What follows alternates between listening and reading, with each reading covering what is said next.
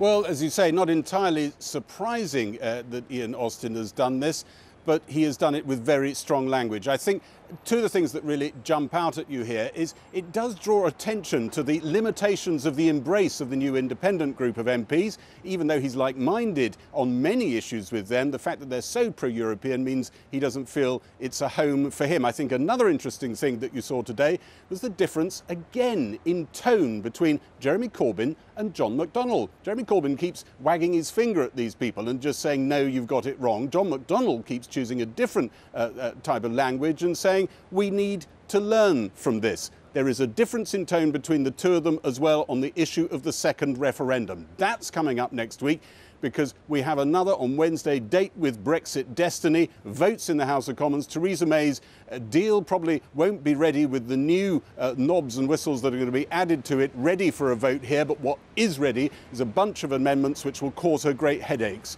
On the second referendum, for Labour particularly, but for her, on the idea that if there is a no-deal Brexit, then the date of Brexit should be pushed back. She's got probably amongst a bunch of people who are supposed to be loyalists, about 20 to 30 of them who seem to be ready to defy her and vote against her will on that. Still more drama in a pretty dramatic week of defections. Here's how the day went here. Ian Austin became the 9th Labour MP to quit the party in 5 days. The Midlands MP had been one of Gordon Brown's closest and longest-serving aides in the Treasury and Number 10. He won't be joining those pro-Remain Labour MPs in the new grouping they set up this week. He thinks Brexit should happen, but he shares their analysis of what's wrong with Jeremy Corbyn's leadership.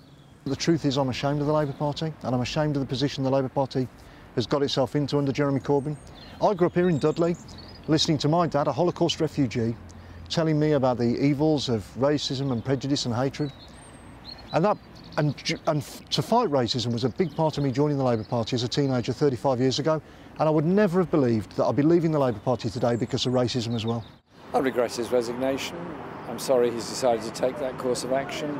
He was elected, like me, in 2017 at the general election on a manifesto that pledged to deal with poverty, injustice and inequality in Britain. That's how he was elected, that's how I was elected, and I think we should be campaigning on those issues. Many Labour MPs say that response is inadequate. More defections are expected, and maybe a new pressure group forming within Labour.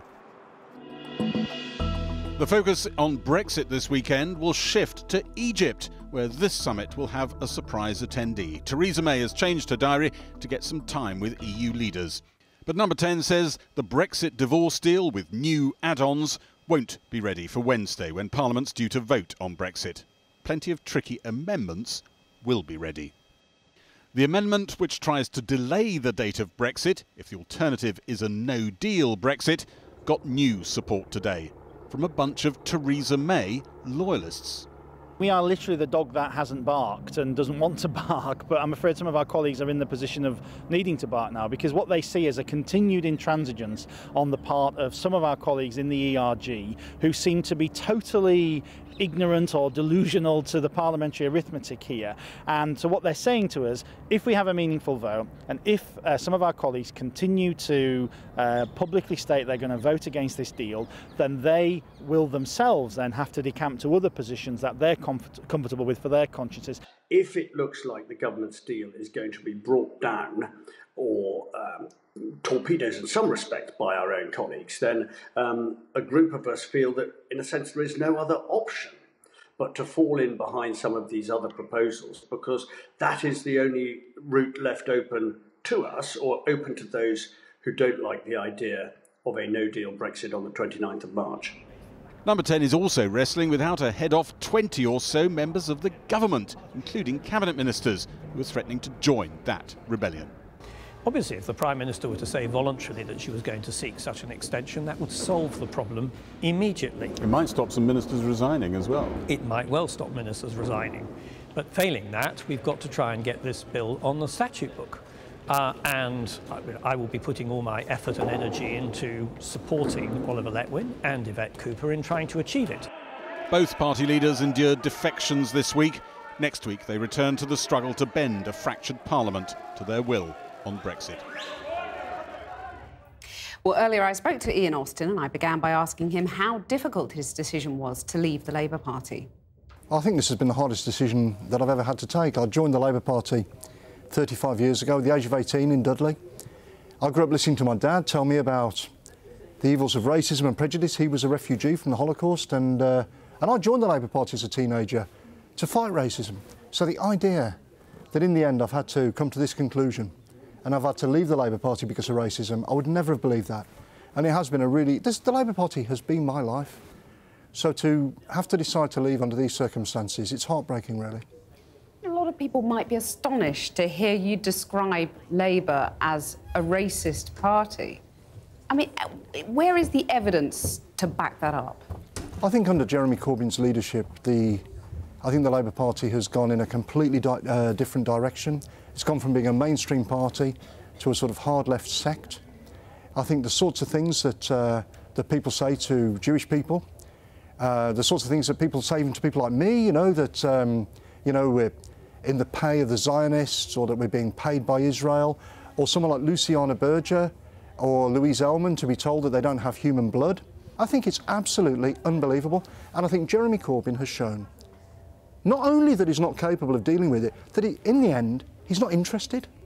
He thinks he's the victim in all of this. He thinks it's all a smear and a plot to undermine him. Some anti-Semitic tweeters and members and so on have been booted out. They have taken some action now, the leadership, haven't they? Too little, too late. They've had years to deal with this. Jeremy Corbyn, in the end, look, I think is not just unwilling, but incapable of dealing with this properly. Why won't you join the independent group? You're talking about politics being broken and fragmented. Why not put your money where your mouth is and join that group which agrees with you on that? You know, I have sort of put my money where my mouth is today, Cathy, in doing what I think is right and standing up for my convictions and being honest with the people I represent about the state of the Labour Party. I've not talked to them about this decision. I've not talked to them about joining their group. What I'm doing is I've taken a really difficult decision to leave the Labour Party because of what I think is the right thing to do, and I'm going to concentrate on standing up for local people and representing them. Might you join the independent group in future? Are you open to that possibility? Look, who knows what's going to happen? I mean, a couple of weeks ago, I'd never predicted that I'd be in a position where I'm leaving the Labour Party today. Certainly not under these circumstances. I think there's no prospect, really, of the Labour Party changing under Jeremy Corbyn's leadership. That's a conclusion I've arrived at. 174 of them voted against him in a motion of no confidence. They know, in their hearts, they know, just as I know, that he's not just unfit to be the leader of the Labour Party, but that he's completely unfit to be our Prime Minister. So you could rejoin if someone else was Labour leader? I think it's very difficult to see how the Labour Party is going to be rescued. I think that Jeremy Corbyn and the people around him, the hard left, have got control of the party like they've never had before. People tell me, oh, look, Ian, it was bad in the 1980s, but we fought. But I was part of that.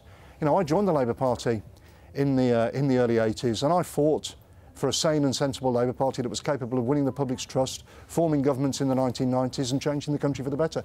But this is much, much, much worse. This is a different political party. So you think the Labour Party is finished? I think the Labour Party under Jeremy Corbyn is broken. It's broken, and it's going to take a lot to put it right. Jeremy Corbyn's ally, Chris Williamson, said of your departure that it was, quote, certainly no loss. His frequent ill-tempered outbursts were an embarrassment to the Labour Party. What do you make of that? I think Chris Williamson, I don't know what to say about Chris Williamson. I think that you win elections, by reaching out to people who disagree with you, not celebrating when they're driven out. Ian Austin, thank you very much for joining us.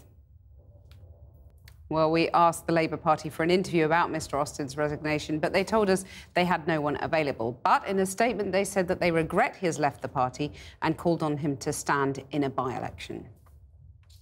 Well, there's trouble too for the Conservative Party after losing 3 MPs this week. Today, a letter from the Tory Brexit delivery group said numerous MPs are prepared to rebel against the Prime Minister and back an amendment tabled by Yvette Cooper and Oliver Letwin. That would give Parliament the opportunity to delay Brexit and prevent no deal if there's no agreement with the EU by mid-March. Earlier, I spoke to Nicky Morgan, who supports the group, and I began by asking about reports that up to 100 Conservative MPs are ready to delay Brexit. Well, I think certainly we're hearing a lot about ministers who may quit. We know that there are lots of ministers who feel very passionately about this. I suspect that up to 100 members is probably an overestimate. But, I mean, there are a lot of MPs, and the Cooper-Letwin amendment was not lost by a huge amount last time. So we know from a letter sent by Simon Hart and Andrew Percy, who head up what's called the Brexit Delivery Group, to the Chief Whip this week, that actually a number of MPs who have been, as I say, very loyal to the Prime Minister are feeling that they are going to be left with no choice unless, I think, all of us can show there's progress, there's an agreement out there, we can get a majority around, and that's the direction we're going to travel in. It's all possible, but obviously the stakes are very high next week. Well, we've been in this territory going round and round in circles for several weeks now. What is your message to the ardent Brexiteers in the ERG who are resolutely opposed to compromise? Well, actually, I think it is about compromise. You know, we have shown, I've been working with MPs from the ERG, people with different views on Brexit from me, on something called the Malthouse Compromise. And we have agreed that there are certain things they're not going to like about a negotiation settlement. There are certain things I may not like, but actually compromise is possible. There is a way through. The alternative arrangements we talked about absolutely are workable. And the UK and the EU know they can set up work to make sure that those happen, but maybe not before the 29th of March. So I'd say to people who are entrenched on all sides, actually what the national interest now needs is a negotiated settlement to get through the House of Commons so we can get on to phase 2, but get on to talking about other things as well. When did that alternative arrangements group, the Malthouse Compromise that you've spoken of, when did that group actually last meet?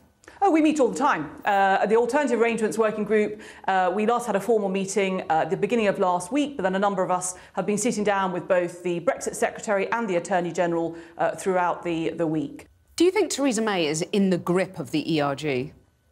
No, I don't. I think that she has come to the conclusion some months ago that in order to get a majority, not just for the agreement, but then for the subsequent legislation, where there may be many, many votes, that actually the best way of securing that majority is to get the majority of Conservative members of Parliament and the confidence supply partners, the DUP, and some Labour MPs into the same lobby. Because at the end of the day, we've seen from the Labour Party no real suggestions on the suggestion of a customs union very late in the day. And I'm afraid to say I have no confidence whatsoever that the Labour MPs would continue to support the Conservative government on the subsequent votes on the legislation. Well, not even your own MPs are supporting the Conservative government. 3 of them have just walked out of the door. Look, I'm really sorry to have lost Anna and Heidi and Sarah from the Conservative Party. You know, I disagree with what they've done. I understand why that they have done it. So you're not going to be joining the 3 amigas? I will not be the fourth amigo. I think as a One Nation Conservative of 30 years standing, I'm absolutely going to stay in the Conservative Party and make sure that I continue to work with others with similar views. Nicky Morgan, thanks very much. The Irish government has published emergency legislation aimed at protecting the country in the event of a no-deal Brexit. The special bill is designed to support businesses and protect jobs, essential services and citizens' rights. It has been fast-tracked through Parliament, ready to be enacted on March 29th. A disorderly Brexit will be a lose, lose, lose for the UK, for the EU and for Ireland. I hope we never have to commence this bill. Simply put, as a result of a lot of hard work, and my only desire is to see this legislation sit on the shelf. Well, earlier I spoke to the Vice President of the European Parliament, Mairead McGuinness. I began by asking her what she makes of the Irish government putting huge amounts of effort into legislation they hope will never actually come into force. Well, I suppose it's called an insurance policy, and it perhaps equates with the backstop, which is also an insurance policy. I mean, clearly all EU member states are preparing for a no-deal Brexit, but hoping and working towards that not coming into effect. But I think it's really important that the Irish government and my colleagues make plans, particularly so that there is no great disruption for people who get health care, for example, north and south of the invisible border. But of course, the thing conspicuous by its absence is reference to the backstop, you know, which is at the very heart of the current impasse. I mean, it's a big omission, isn't it? Well, certainly it wouldn't be in our legislation. The reason we're doing our legislation is so that on this island there is continuity of care and services for people who use them cross-border, and many other issues as well. But the DUP, Sammy Wilson, says the fact it's not mentioned is evidence that it's perfectly possible in a post-Brexit world to exist without any hard border or the backstop, and that the backstop is just being used by Dublin and the EU to frustrate the Brexit process. Well, let me just say to you and to anyone, and particularly to Sammy Wilson of the DUP, this legislation is an emergency piece of legislation. What we have at the moment works for people, but we need to put in place something in the event of a no-deal Brexit. And the Taoiseach very clearly said, and I repeat his words, a no-deal Brexit is a lose-lose-lose situation for the United Kingdom, for the European Union and for Ireland. Your government have made it quite clear. Simon Coveney, the Deputy Prime Minister, said no deal would be crazy. We can't allow it to happen. Surely then the Irish government have to offer up something on the issue of the backstop.